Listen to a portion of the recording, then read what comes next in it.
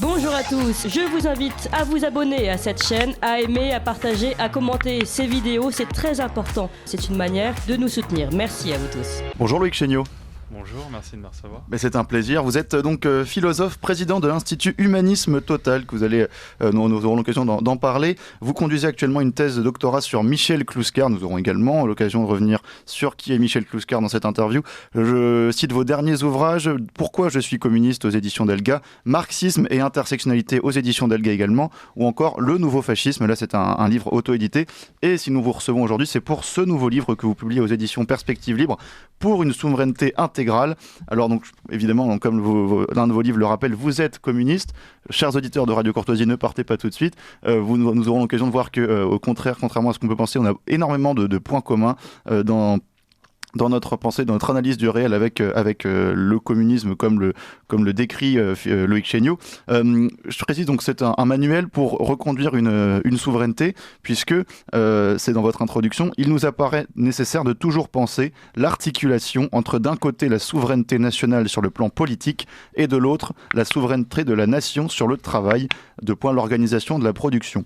Ce qu'on comprend en fait dans ce livre, c'est que contrairement à ce que à droite on pourrait penser, il n'y a pas d'opposition finalement entre lutte des classes et souveraineté nationale, et qu'en fait la nation, loin d'être une négation de la lutte des classes, est même quelque chose d'essentiel pour les classes populaires.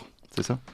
Oui, alors tout à fait, effectivement. Alors d'abord, il n'y a pas d'antagonisme entre la lutte des classes et la reconquête d'une souveraineté nationale. D'abord parce qu'encore une fois, tous les mouvements, disons, socialistes de par le monde se sont très longtemps inscrits dans une logique de libération nationale. Et c'est cette logique que je reprends aujourd'hui en montrant justement le joug qui opère à la fois de par celui des États-Unis et de l'autre côté, notamment de par l'Union européenne, qui ne sont en réalité que l'avers et le revers d'une même médaille. Donc c'est contre ce joug-là supranational que j'en appelle effectivement dans ce livre qui se veut être un manifeste à la reconquête de cette souveraineté intégrale. Donc ça veut dire souveraineté intégrale, d'abord la reconquête de la souveraineté nationale, c'est-à-dire sur un territoire donné et délimité dans un premier temps, et une souveraineté populaire qu'on entend souvent effectivement sur le plan politique et démocratique, mais aussi au niveau de l'organisation de la production, de la consommation, c'est-à-dire ne pas oublier ce qui aujourd'hui est très oublié malheureusement, on va dire, dans les mouvements de gauche. On aura peut-être l'occasion d'y revenir. Cela n'a rien d'anodin, puisque pour moi, je ne suis pas le seul à m'inscrire dans ce lignage-là. Michel Clouscar faisait de même. Des auteurs comme Jean-Claude Michat n'ont cessé de le rappeler ces dernières années. La gauche et le socialisme n'ont finalement rien à voir, puisque la gauche, ce sont les tenants du libéralisme. Donc, à ce titre-là, la question de la souveraineté, elle s'est toujours posée, au moins depuis la Révolution française, comme étant la garantie du peuple souverain face à tout ce qui pourrait justement le disperser de cette souveraineté, à commencer évidemment par le roi, par exemple, mais aussi par les puissances étrangères. Or, aujourd'hui, eh bien, nous faisons face à une forme de xénographie où, effectivement, que ce soit du côté des tenants du capital ou du côté de l'Union européenne, entre autres, puisque nous en parlions, eh bien, nous sommes clairement dans une organisation du pouvoir qui est en partie pieds et mains liée par l'étranger. Oui, en fait, si on comprend bien, alors l'une de vos... D'ailleurs, vous vous attaquez même à ceux qui se revendiquent aussi marxistes aujourd'hui en disant que l'un des principaux enseignements du marxisme, c'est d'abord de saisir le réel à un instant de l'histoire. Et là, aujourd'hui, le réel, c'est que c'est l'Union européenne qui asservit les nations, qui empêche l'indépendance donc, de la nation française, et donc c'est la première étape finalement vers la reconquête du pouvoir, même par les classes plus populaires. Et donc en fait c'est d'abord contre l'Union européenne qu'il convient de lutter, puisque en fait finalement ce qu'on comprend à travers votre livre, c'est qu'aussi la classe bourgeoise, on va dire, a toujours intérêt à mondialiser en fait sa production, ses manières de son économie, puisque c'est dans la globalisation des échanges qu'elle permet d'asseoir mieux son pouvoir, notamment avec ce règne des multinationales contre les petites entreprises. Tout à fait, exactement. C'est la raison pour laquelle, d'ailleurs, je suis désolé, je commence par la fin de votre question, mais je signale dans le livre que l'un de nos objectifs, c'est justement pas de remettre en question les petites entreprises et l'entrepreneuriat, etc., mais au contraire de l'accomplir, chose qui en réalité est devenue quasi impossible aujourd'hui. On sait que dans les grandes politiques d'orientation économique de l'Union européenne, aujourd'hui, la France est en ligne de mire, justement parce que, d'après la Commission européenne, elle compterait trop de petites et moyennes entreprises. Donc on voit très bien qui est attaqué. Moi-même, aujourd'hui, j'ai une partie de de mon travail se produit en tant qu'indépendant et je sais les difficultés que cela peut représenter. Donc il ne s'agit absolument pas ici d'attaquer la petite boulangerie du coin, le petit artisan du coin, bien au contraire. Et par rapport à votre question de départ, en effet, je m'en prends ici au marxisme dogmatique, pour ce qui reste du marxisme d'ailleurs dans le paysage politique français, puisque c'était le sujet de mon dernier livre avant celui-ci, Marxisme et intersectionnalité, qui était une critique justement de l'intersectionnalité et qui montrait que les différents mouvements qui aujourd'hui se revendiquent du communisme ou du socialisme en réalité sont même aux antipodes. Et comme vous le rappelez, effectivement, l'objectif c'est d'avoir une analyse historique, de remettre en perspective les institutions, les rapports de force, etc. Et c'est le cas notamment pour la question de l'État. C'est la citation de Michel Clouscar, extraite d'une interview qu'il avait donnée dans le journal L'Évadé, que je cite dans le livre, où Michel Clouscar explique très bien, effectivement, que si l'État-nation a été à un moment donné dans sa constitution, notamment à la deuxième partie du XIXe siècle, une instance de domination réelle favorable à la classe dominante pour s'instituer, dès lors que les tenants du capital prennent le pouvoir justement sur l'ancien régime, il explique que pour l'heure, ce n'est plus du tout le cas. Effectivement, dans un capitalisme qui est totalement mondialisé et dont la recherche du profit cherche justement à abolir toute forme de frontières, toute forme d'État-nation et à maximiser les marchés, et bien dans ce cas-là, l'État devient au contraire une barrière de protection. Et on le voit d'ailleurs très bien aujourd'hui, c'est ce qui traduit tous les appels au protectionnisme notamment, auxquels je me joins, mais on le voit aussi aujourd'hui dans toutes les politiques de travailleurs détachés et la manière dont on a détruit le Code du travail. Je rappelle que cette phrase de Denis Kessler, qui était l'ancien numéro 2 du MEDEF, et qui disait « il faut déconstruire méthodiquement les acquis du CNR », et donc tout ce qui va de pair avec cette idée effectivement nationale, c'est-à-dire où la nation peut venir protéger les travailleurs français. Puisque de la même manière, encore une fois, et c'est important de le souligner, quand on parle des travailleurs immigrés et qu'on parle de l'internationalisme communiste et de la nécessité d'être tous être travailleurs, rappelons quand même que les travailleurs immigrés sont des travailleurs immigrés notamment d'abord et avant tout parce qu'ils sont immigrés. C'est-à-dire que sinon ils ne seraient probablement pas travailleurs en réalité, et que c'est parce que le capital en a besoin qu'il en fait des travailleurs immigrés. Donc il ne s'agit pas effectivement de fustiger ou d'attaquer ces personnes-là, mais au contraire de replacer ça dans des logiques et dans des perspectives historiques profondément marxistes. Après, on peut être d'accord ou en désaccord avec ça, mais malheureusement, la plupart du temps, on subit davantage des anathèmes qu'autre chose. Ce qui permet d'ailleurs la critique marxiste de l'immigration, comme on pouvait la voir notamment du moment du côté de Georges Marchais, à l'époque où il était secrétaire général du Parti communiste. Pardon. Mais donc, en tout cas, on voit que finalement, le patriotisme est même une condition nécessaire en tout cas à l'accomplissement du communisme, en tout cas à l'idéal communiste. Il faudra quand même revenir là-dessus, et donc un petit peu une gauche, pas une gauche justement, un communisme à la Jaurès que vous essayez de réhabiliter aussi dans ce livre, puisqu'il est très critiqué par le communisme, par les communistes, et qu'il est plus attaché aujourd'hui à une figure non pas du socialisme mais du PS, donc de la gauche. Donc on voit bien que finalement ce rapport, cette phrase qu'on cite très souvent au sujet de Marx, prolétaires de tout pays, unissez-vous, ça ne signifie pas la fin des identités et une sorte de globalisme comme on peut l'avoir aujourd'hui. Alors, non, tout à fait. Et d'ailleurs, prolétaires de tous les pays, unissez-vous, qui est à la toute fin du manifeste du Parti communiste. Dans ce même manifeste, je le signale là aussi dans le livre, à un moment donné, il y a une phrase de Marx qui a été mésinterprétée à bien des égards, dans laquelle il explique que justement les prolétaires n'ont pas de patrie. Et les différents mouvements gauchistes, que j'institue très bien, c'est-à-dire effectivement, le gauchiste n'est pas une insulte dans ma bouche, ça décrit effectivement certains mouvements politiques, on peut considérer les trotskistes, les maoïstes notamment dans un premier temps, et aujourd'hui des gens qui sont dans des nébuleuses néo-gauchistes qui ne s'identifient pas vraiment eux-mêmes d'ailleurs, mais ont eu l'impression que cela signifiait que les prolétaires ne devaient pas avoir de patrie. Alors qu'en fait c'est tout l'inverse. Marx est en train d'expliquer, et par la suite Lénine fera de même.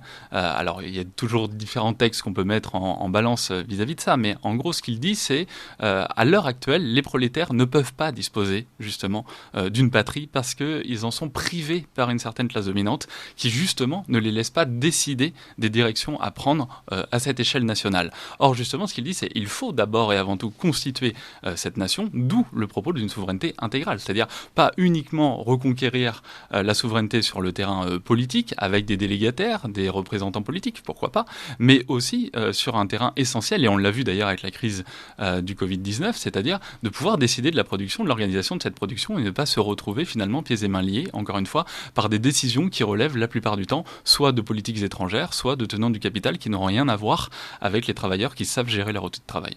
Oui, alors on va justement venir à cette manière dont vous voulez reconfigurer le travail, et puis après on viendra sur la propriété, puisque là aussi c'est très intéressant, et on verra que, contrairement à ce qu'on peut penser de prime abord, il y a énormément de points communs entre, on va dire, la vision économique de la doctrine sociale de l'Église, la chrétienté, et puis le communisme.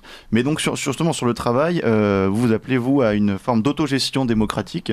Donc, c'est assez conforme au principe du CNR de 1946. Est-ce qu'on pourrait amalgamer ça, on va dire, au système corporatiste médiéval, ou est-ce qu'au contraire, il y a des différences quand même, notamment sur la manière dont les travailleurs sont propriétaires de leurs moyens de production? Alors effectivement, il y a des différences en ce sens déjà justement que ça reprend le cadre national d'abord et avant tout. Nous partons du principe, effectivement, quand je dis nous, encore une fois, c'est les camarades de l'IHT dont je me fais le porte-parole, qu'il y a des acquis décisifs en 1946, notamment, et précisément en 1946, qui vont poser un certain nombre de statuts et qui vont créer aussi le régime général de sécurité sociale. Et ce régime général de sécurité sociale qui va avoir de cesse d'être totalement déconstruit. Je le disais tout à l'heure, Denis Kessler, c'était typiquement, quand il dit déconstruire méthodiquement les acquis du CNR, c'est typiquement en priorité déconstruire ce régime général de sécurité sociale. Où on va voir dans la période qui va de janvier à juin 46, si je ne dis pas de bêtises, en tout cas en quelques mois seulement dans cette année-là, les travailleurs s'auto-organisaient en réalité et constituaient eux-mêmes ces caisses. C'est-à-dire que finalement, ces caisses vont être...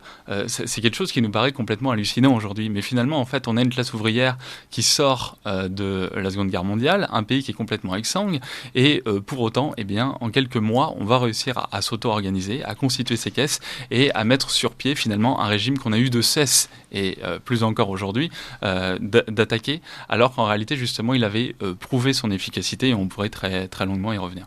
Je voudrais venir aussi sur la question de la propriété, puisque là aussi, contrairement à ce que on a tendance à dire, à critiquer chez le communisme, donc en quoi c'est plutôt l'anarchisme, mais la propriété c'est le vol de Pierre-Joseph Proudhon, il faut définir très précisément ce qu'est la propriété, puisqu'il n'y a pas qu'une seule propriété, il y a plusieurs propriétés, et vous tenez bien à différencier la propriété d'usage ordinaire, que là il n'est pas du tout question de remettre en cause, de la propriété lucrative, où en fait finalement vous considérez que le capital engrange des profits indus en fait par rapport sur les travailleurs. Tout à fait. J'insisterai même, avant de redéfinir les termes, sur le fait que la propriété d'usage, c'est-à-dire celle dont on fait usage par définition, mes vêtements que j'ai sur moi, mes chaussures, vous savez, c'est souvent les caricatures qu'on retrouve sur le socialisme, on va tout partager, etc. Enfin, même chez Pol Pot, et je ne me revendique pas de Pol Pot, les chaussures appartenaient à la personne qui en disposait, d'accord ? Donc ne faisons pas de caricatures totalement abstraites. En réalité, les propriétés d'usage les plus conséquentes, je pense ici par exemple à disposer d'une maison, disposer d'une voiture, eh bien dans le capitalisme, en réalité, la majorité des gens n'y accèdent tout simplement pas, ou ils y accèdent sous couvert d'une dette à l'égard du travail qu'ils devront produire pendant des années, et c'est le cas de la majorité des gens lorsqu'ils doivent rembourser un crédit, et finalement la maison pendant des années ne leur appartient pas. Et d'ailleurs, on est même en train de remettre ça en question, et aujourd'hui, on sait les difficultés qu'il y a d'accès à la propriété, notamment immobilière, pour les personnes les plus jeunes. Donc, en réalité, ce n'est absolument pas un acquis, bien au contraire. Donc, nous sommes bien évidemment favorables à toute forme de propriété d'usage. Au contraire, même nous reconnaissons la propriété d'usage comme un droit fondamental de tout État.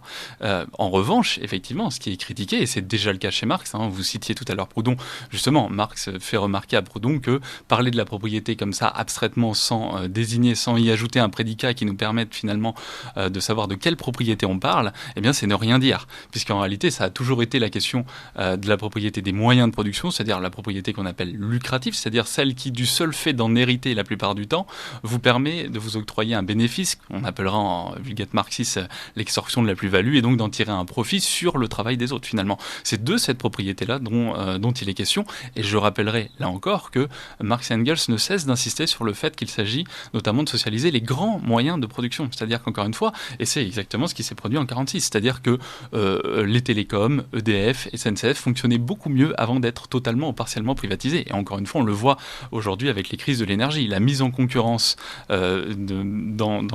sur les énergies, la mise en concurrence d'EDF avec d'autres groupes du secteur énergétique a conduit à la flambée des prix que nous connaissons aujourd'hui, à avoir un contrôle politique dessus qui induit effectivement les factures que les Français connaissent aujourd'hui. Et donc c'est un véritable problème. Donc nous parlons bien de la socialisation des grands moyens de production, encore une fois. Il ne s'agit pas d'avoir des grandes usines à pain. Et d'ailleurs, encore une fois, ces grandes usines, etc., elles existent. Le capitalisme, encore une fois, les a produits, mais en desservant à la fois les intérêts de la population et en faisant profiter, encore une fois, uniquement quelques-uns. C'était, vous le savez, le sketch des Guignols avec la World Company. C'est-à-dire que finalement, eh bien, à terme, sous couvert de concurrence, eh bien, finalement, il n'y a qu'un seul grand groupe. Et aujourd'hui, c'est une des logiques que je décris dans le livre, c'est-à-dire qu'on est en train de sortir de la logique du capitalisme qu'on a connue ces dernières années pour entrer dans une phase techno-féodaliste dans laquelle, finalement, on va retrouver des grands seigneurs. Et qu'est-ce que fait d'autre Elon Musk aujourd'hui que, on le voyait avec Anne-Sophie Lapix il y a quelques jours encore dans une interview qu'il a pu donner, quand elle lui a demandé s'il voulait être président des États-Unis, qu'il lui a tout simplement répondu qu'il considérait, à juste titre d'ailleurs, qu'il disposait aujourd'hui de davantage de pouvoir que le président des États-Unis. Et donc finalement, on est en train de reconstituer des nouvelles baronnies avec des forces productives qui se sont surdéveloppées, mais des rapports de production qui reviennent à ceux d'antan et où finalement quelques seigneurs vont avoir la mainmise sur la totalité des choses. C'est la même chose, je termine juste là-dessus pour donner d'autres exemples. C'est la même chose par exemple avec un des tribunaux de Paris qui les murs appartiennent totalement à Bouygues.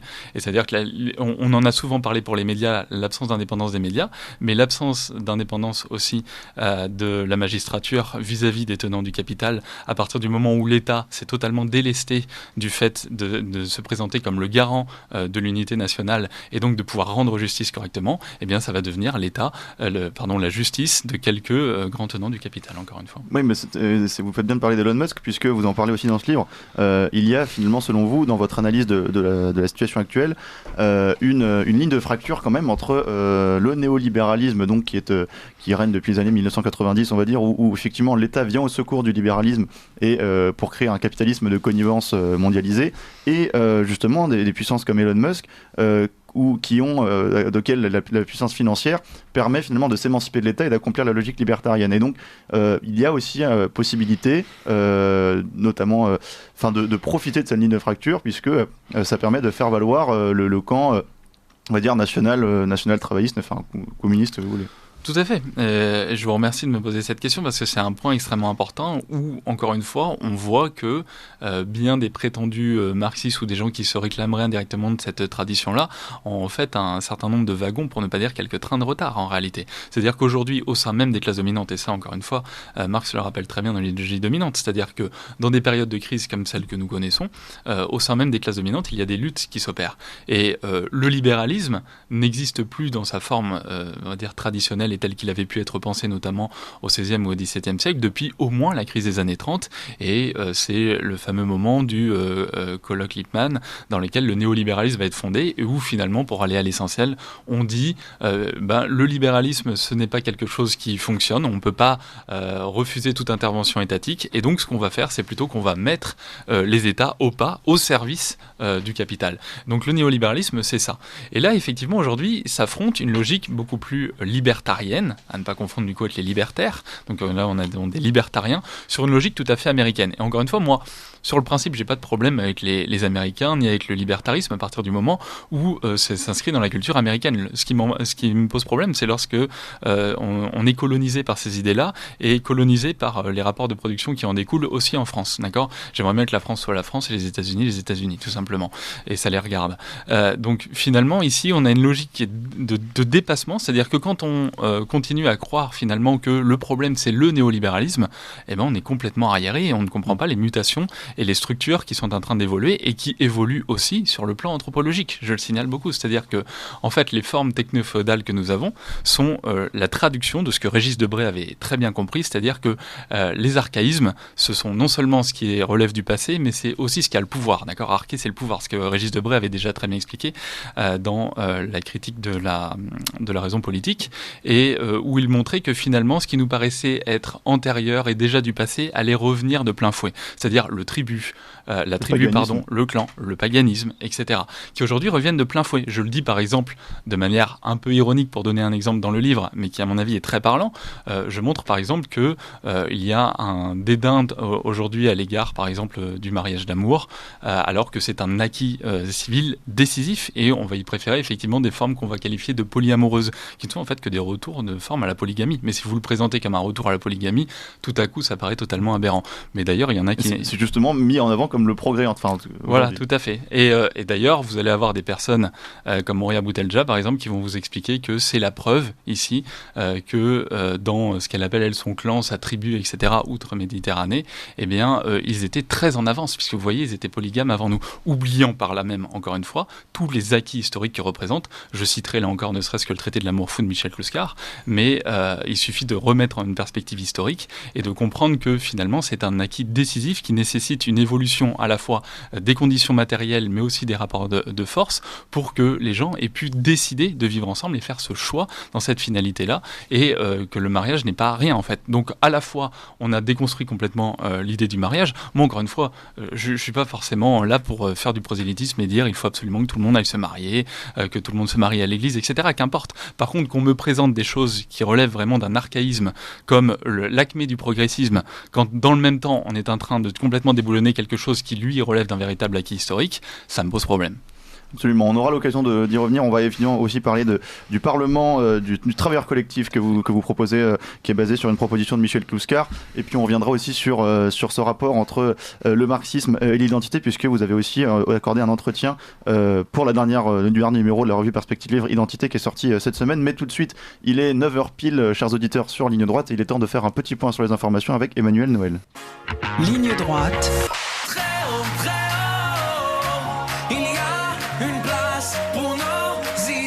Vue de haut. Nous sommes toujours avec Loïc Chéniaud, philosophe, président de l'Institut Humanisme Total et qui conduit actuellement une thèse sur Michel Clouscar. On aura le temps de revenir sur Michel Clouscar, mais d'abord je voulais revenir avec vous sur cette expression de techno-féodalisme, donc qui s'appuie finalement sur la technique, notamment sur les nouvelles technologies numériques et d'intelligence artificielle, pour asseoir sa domination.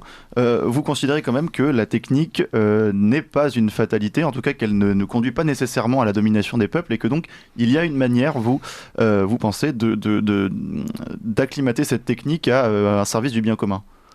Oui, alors tout à fait. Là aussi, c'est un vieux questionnement, celui de la technique, celui de l'outil, tout simplement. C'est-à-dire que l'outil n'est jamais responsable en lui-même de ce qu'il augure. C'est-à-dire que, encore une fois, avec la scission atomique, vous pouvez très bien réaliser effectivement des centrales nucléaires que je suis prêt à défendre. Sinon, ça va être compliqué de faire fonctionner tout ce dont on dispose aujourd'hui avec des éoliennes. Et vous pouvez aussi effectivement produire des bombes atomiques et raser une bonne partie de la population. Bon, c'est une chose, mais là, la décision, elle est politique. Aujourd'hui, il y a une grosse confusion qui est faite, c'est qu'on donne toujours exclusivement la parole. Je ne dis pas qu'il ne faut pas leur donner la parole, je dis juste que là, c'est exclusif. Et on donne exclusivement la parole à des scientifiques qui, sous le seul prétexte qu'ils sauraient comment faire quelque chose, eh bien, sur le plan scientifique, sauraient aussi quelle direction ils donnaient sur le plan politique, ce qui est une grave erreur. Et là encore, c'est exactement le même type de problème qu'on a eu avec la Covid-19. C'est-à-dire qu'on a réuni un conseil scientifique, sous prétexte que vous êtes médecin, ça ne vous donne pas forcément les compétences pour savoir les décisions à prendre politiquement. En réalité. Bon, et bien là, nous avons le même problème. Et donc, nous avons des outils nouveaux. Je pense particulièrement à l'intelligence artificielle, peut-être demain à la fusion nucléaire, etc., qui pourraient être des outils qui, effectivement, servent les intérêts des classes populaires et surtout qu'elles puissent en décider, encore une fois, démocratiquement et souverainement.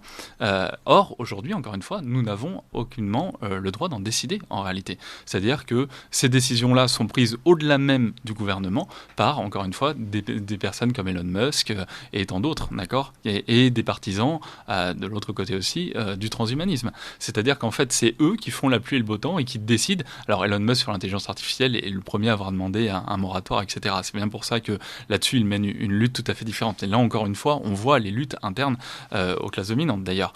Mais le fait est qu'encore une fois, ces luttes internes et ces débats ont lieu en interne. Et nous, en fait, nous devons subir ces décisions-là. Alors qu'en réalité, ces outils pourraient effectivement être des outils qui servent l'intérêt de tous et qui puissent développer les conditions matérielles de chacun.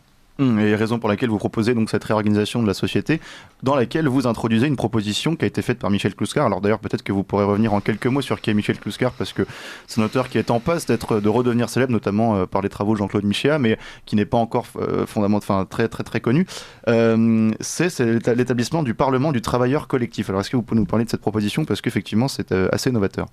Alors, sur Michel Clouscar, pour aller à l'essentiel, c'est un philosophe marxiste qui défend une position marxiste-humaniste dans la continuité, effectivement, d'intellectuels comme Lukács, comme Lucien Goldman, et donc qui tient toujours en opposition, qui a tenu tout au long de son œuvre en opposition à la fois à un marxisme dogmatique plutôt stalinien, et de l'autre côté, le marxisme post-structuraliste et structuraliste d'Althusser, notamment, dont on voit les effets aujourd'hui, et si ça intéresse certaines personnes, justement, sur les effets de ce post-structuralisme, eh bien, je les renvoie à mon livre sur marxisme et intersectionnalité, qui est une critique marxiste, en réalité, de tout ce qui nous est présenté aujourd'hui comme la poursuite du marxisme, au travers notamment de l'intersectionnalité, et politiquement, disons, de ce que nous connaissons à gauche à l'heure actuelle. Concrètement, il explique qu'il y a une différence de nature, en fait, entre le communisme originel, on pourrait dire, et le wokisme, finalement. Enfin, en tout cas, Tout à fait. Alors, Michel Clouscar va évidemment produire une critique de ce qu'on va appeler aujourd'hui le post-modernisme. Alors, il va plutôt parler, effectivement, de néokantisme, etc. Bon, ce sera un peu long d'entrer dans ces détails-là. En tout cas, j'invite nos éditeurs à s'y intéresser. Et d'ailleurs, pas uniquement, parce que j'imagine que peut-être ils n'écouteront pas ce matin, mais pas uniquement vos auditeurs, mais aussi les gens de gauche qui se prétendent marxistes et qui finalement, encore une fois, sont souvent très archaïques. Ça, c'est la première chose. Sur le Parlement du travailleur collectif, effectivement, Michel Clouscar formule cette proposition. Elle consiste, là encore, à enrichir le statut de la citoyenneté. De la même manière que finalement, lors de la Révolution française, on n'a pas attendu que les instances dirigeantes à ce moment-là et la royauté acceptent l'idée d'une Assemblée nationale. Au contraire, certains représentants du tiers-État ont décidé de se constituer en Assemblée nationale et de ne pas se désunir afin de défendre les intérêts justement de ce tiers-État. Eh bien, de la même manière, on pourrait, ne serait-ce que virtuellement, alors par virtuellement, j'entends pas exclusivement numériquement, évidemment que l'outil numérique peut être utile, mais virtuellement au sens où ce ne serait pas d'emblée inscrit dans les institutions, commencer à envisager un Parlement du travailleur collectif. Michel Clouscar a proposé que ce soit une chambre supplémentaire en plus du Parlement actuel, c'est-à-dire où les intérêts des travailleurs soient reconnus, et pas uniquement sur le plan politique, encore une fois, mais bien sur le plan économique. Et pourquoi cela est d'autant plus décisif? On en parlait tout à l'heure, dans la logique techno-féodale, les rapports de production sont de nouveau confondus entre le politique et l'économique. Vous voyez, le néolibéralisme avait fait de telle sorte, c'est la raison pour laquelle, quand il y a des grèves, Macron peut dire « Ah, moi, ça ne me regarde pas, c'est aux soi-disant partenaires sociaux qui n'en sont pas, de trancher, etc. » Sous-entendu, la politique et l'économie, c'est différent. Et la CGT, par bien des aspects, depuis la charte d'Amiens notamment, joue le même jeu, c'est-à-dire qu'elle dit « Nous avons des positions syndicales, ces positions syndicales ne sont pas des positions politiques. » Si on fait l'erreur de continuer à maintenir le champ politique et le champ économique de côté, eh bien, on va droit dans le mur, puisqu'encore une fois, on l'a beaucoup cité parce que c'est la figure de proue de tout ça aussi, mais ce n'est pas le seul. Mais Elon Musk, mais même Jeff Bezos, d'accord, qui là, évidemment, sont sur des positions un peu contraires. Mais, eh bien, eux n'ont que faire de ça. Et on voit bien qu'aujourd'hui, leur hégémonie politique, elle est enracinée dans une hégémonie à la fois économique et culturelle. Donc, en réalité, nous devons faire la même chose. Et c'est-à-dire que le Parlement du travailleur collectif, c'est mettre en relation ceux qui, justement, tiennent économiquement la société. Et en réalité, le capital a produit une société dans laquelle, eh bien, il a totalement délégué la gestion de l'économie et la production de l'économie aux classes populaires et à ce qu'on appelle les nouvelles couches moyennes, c'est-à-dire les cadres, notamment du tertiaire. Donc en réalité, tout est fait pour faire en sorte que le cadre du tertiaire qui va gagner 3 000, 3 500 euros net tous les mois ait l'impression d'avoir, lui, réussi sa vie et être très différent des classes populaires qui sont au SMIC, alors qu'en réalité, ils partagent les mêmes nécessités. Et comme je l'ai souvent dit, par exemple, par rapport au régime de sécurité sociale, le cadre du tertiaire qui gagne 3 500 € par mois et l'ouvrier qui est au SMIC, finalement, si demain, et c'est ce qui est en train de se produire malheureusement, on détruit l'ensemble des services publics, à commencer par l'éducation, par les hôpitaux, etc., quand ils vont devoir mettre leurs enfants à l'école, alors je dis pas celui qui aura, mais pour combien de temps? Celui qui a 3 500 € aujourd'hui, il pourra se permettre effectivement de mettre ses enfants peut-être dans le privé, quoique avec l'inflation, ça devient déjà de plus en plus difficile.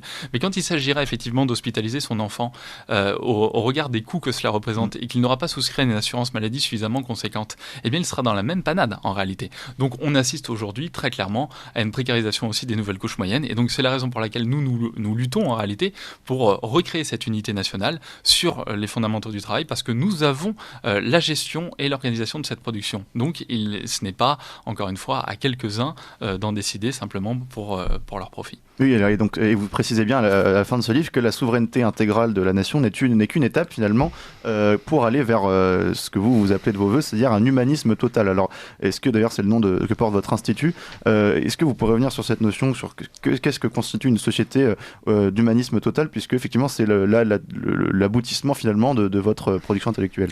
Alors, dans le livre en tout cas, dans un premier temps, l'idée c'est aussi de dire que nous axons notre réflexion non pas dans un cadre étriqué qui serait simplement celui, encore une fois, de dépassement du capitalisme vers un socialisme qu'on pourrait qualifier, après André Gorz, de compensatoire, c'est-à-dire finalement, comme je reprends ces termes-là en partie du général de Gaulle d'ailleurs dans le livre, c'est-à-dire notre but n'est pas d'organiser la société comme une termitière où effectivement on a la gestion et la contrôle des choses sur le plan économique et où finalement on oublie les acquis qu'on dirait, philosophiquement parlant, les acquis de la subjectivité, c'est-à-dire que l'individualité, pour parler ici plus couramment.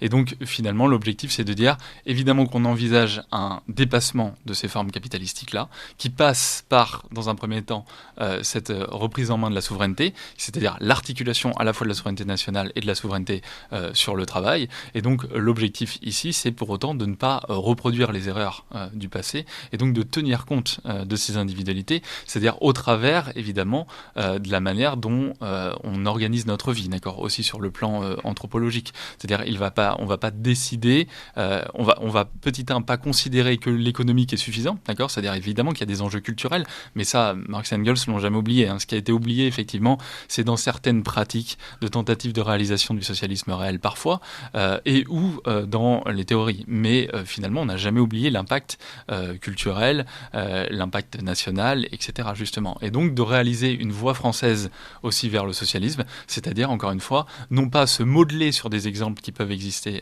par ailleurs, mais donc ne pas en faire des modèles, mais en prendre un exemple. C'est-à-dire encore une fois, quand vous reproduisez un modèle, vous le faites à l'identique. Quand vous avez un exemple, vous y imprégnez votre marque. Nous, notre marque, elle est profondément française et c'est la raison pour laquelle je dis il faut continuer l'humanité, continuer l'histoire, continuer la France. Et donc pourquoi inscrire ça dans une logique d'humanisme total? Parce que je considère que nous sommes aujourd'hui dans une période profondément anti-humanisme qui prend différents versants. Le versant le plus théorique, j'essaie d'aller vite quand même. Le versant le plus théorique, on l'a connu justement dans les logiques postmodernistes. Je rappelle que l'une des citations de Claude Lévi-Strauss, qui était vraiment le maître à penser de toute l'intelligentsia de gauche, et il y a des choses excellentes chez Claude Lévi-Strauss, donc il faut lire Lévi-Strauss, mais qui parlait du fait, théoriquement, même si ça a des implications politiques, de dissoudre l'homme. C'est-à-dire qu'on va avoir le règne du champ des structures, c'est-à-dire ce à quoi nous opposons, puisque l'humanisme marxiste veut refaire entendre la question du politique, c'est-à-dire que on trouvera chez Althusser aussi, structuraliste, l'idée d'un procès sans sujet, c'est-à-dire c'est les structures qui prévaut et finalement les actions politiques et les décisions politiques sont moins conséquentes. Et donc il y a tout cet anti-humanisme-là, et il y a encore un autre anti-humanisme théorique qu'on retrouve chez Heidegger, c'est-à-dire dans l'idée d'ontique, c'est-à-dire dans l'idée finalement d'un oubli de l'être et d'une essence qu'il faudrait retrouver et qui, elle, irait de pair avec la question de l'identité, mais où finalement les choses seraient figées. Bon, et les implications politiques, c'est quoi de tout ça? C'est quoi? Tout ça est cohérent dans ce que j'appelle l'écologisme réactionnaire et donc dans le techno-féodalisme, c'est-à-dire que l'implication, elle est ce qu'on connaît aujourd'hui dans les formes déviance de l'écologisme, c'est-à-dire un anti-humanisme à style au commandant Cousteau qui va de pair avec un eugénisme dont on entend parler aujourd'hui tout à fait couramment. Je le cite dans le livre. On a des gens comme Thomas Guénolé qui s'était positionné à peu près correctement un temps sur la question du souverainisme, mais qui là nous explique que finalement il faudra réduire la population.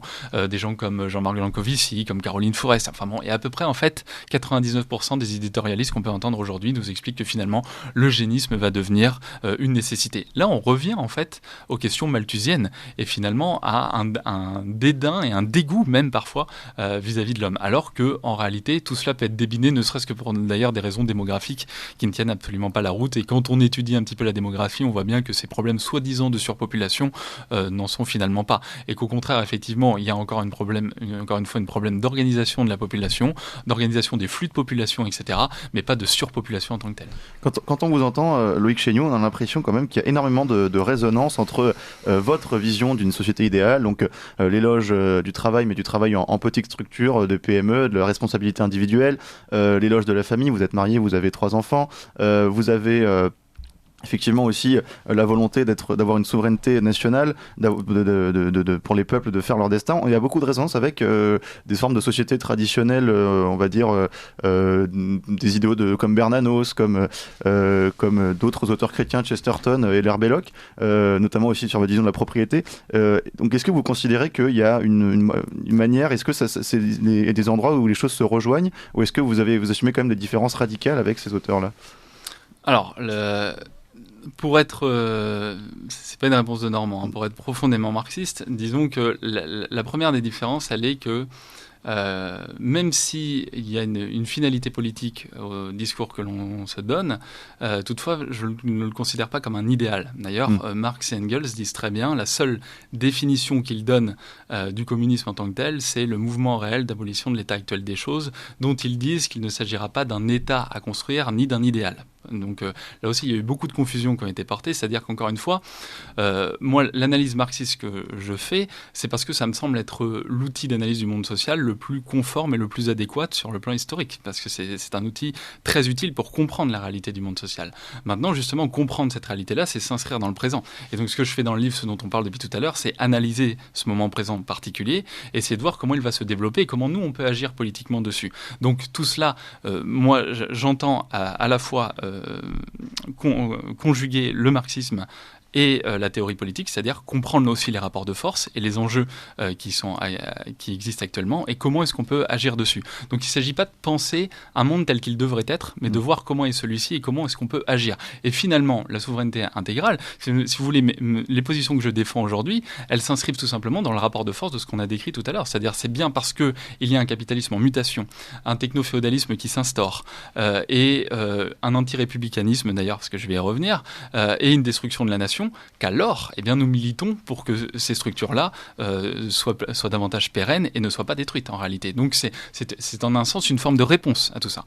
Ensuite, les distinctions fondamentales, elles sont que, évidemment qu'il y a ce rapport à la tradition, mais c'est un rapport à la tradition qui ne se veut pas une réponse, disons, au sens absolument pas péjoratif du terme, mais réactionnaire en ce sens que, comme le disait très bien Jean-Jacques Rousseau, il y a des mondes dont on s'arracha à jamais et dans lesquels il ne faut pas espérer pouvoir revenir, d'après moi, ou dont il ne serait pas souhaitable que nous revenions. Par contre, je pense effectivement que dans le cycle des révolutions passées, le 19e siècle notamment en France, est un siècle des révolutions. Et finalement, la Révolution française a essayé de pousser au maximum la revendication de l'homme. C'est-à-dire qu'elle a remis en avant la part anthropologique. C'est-à-dire ce n'est pas ou la nature ou Dieu qui décide, mais l'homme peut se faire lui-même en un sens, et c'est là qu'on va voir le développement des idées des Lumières, des sciences, etc. Dans le courant du 19e siècle, on va voir qu'on a aussi un peu oublié finalement la question des droits. Et donc la question des droits va revenir, jusqu'à être dévoyée finalement. C'est-à-dire qu'aujourd'hui, c'est le droit individuel, ce que Jean-Claude Michéa a très bien déconstruit d'ailleurs, c'est-à-dire que finalement, eh bien, sous prétexte que c'est mon droit individuel à la personne de travailler le dimanche, eh bien finalement, tout le monde va être contraint de travailler le dimanche. Donc il y a des limites en fait à chaque fois à tout ça. Et donc là, ce que nous disons, c'est que nous devons continuer à accomplir ça, nous devons continuer à prolonger ces acquis qui sont les acquis à la fois de l'humanisme, à la fois des acquis du citoyen, mais toutefois nous devons aussi en comprendre les limites. Et donc le rapport à la tradition, il est lié à ça. Il est lié non pas à une question d'un retour, comme j'ai expliqué tout à l'heure pour le mariage, mais une compréhension de ce en quoi c'est un acquis. C'est-à-dire qu'encore une fois, c'est moi, comme je l'ai dit tout à l'heure, et c'est pas parce que moi je suis marié et j'ai 3 enfants que j'appelle forcément tout le monde à faire de même. Même si je pense qu'encore une fois, il est beaucoup plus souhaitable d'avoir une vie construite de cette manière-là plutôt que d'assister à la déchéance anthropologique à laquelle on assiste aujourd'hui. D'ailleurs, les familles déconstruites sont beaucoup plus exposées aux frasques du capitalisme et puis sont beaucoup plus tout à fait. démunies. Et c'est un facteur favorisant effectivement dans l'extension des marchés capitalistes. Et donc tout simplement, on va terminer là-dessus. Ce n'est pas dans une vision de rétrograder, de revenir à un ordre ancien que nous le faisons, mais c'est parce que nous estimons au contraire que ce qui devait être un acquis est aujourd'hui perçu comme archaïque à tort, et que donc s'il y a des nouvelles formes à construire, ne serait-ce qu'anthropologiquement parlant, eh bien nous y sommes favorables. Simplement, dans ce cas-là, elles ne doivent pas prendre le versant inverse que je décrivais tout à l'heure, c'est-à-dire revenir à des formes archaïques. Donc votre communisme n'implique donc pas du tout un rejet du sacré et d'ailleurs même du christianisme. Vous avez écrit un très bel article que j'avais lu sur l'Institut de l'humanisme total au sujet du christianisme pendant Noël. Merci beaucoup Loïc Chéniaud. Malheureusement, j'aurais voulu rester beaucoup plus longtemps avec vous, mais on n'aura pas le temps d'aborder tous ces sujets. Je rappelle que vous êtes philosophe, président de l'Institut humanisme total, que d'ailleurs vous pouvez suivre des séminaires, c'est ça je crois, sur le site. On vous invite également à vous inscrire. Vous conduisez actuellement une thèse de doctorat sur Michel Clouscar et vous êtes auteur de plusieurs essais depuis 2013. Pourquoi je suis communiste aux éditions d'Elga, Marxisme et intersectionnalité aux éditions d'Elga également. Le nouveau fascisme, c'est un livre auto-édité, et puis donc ce dernier livre à se procurer aux éditions Perspectives Libres pour une souveraineté intégrale. Merci à vous.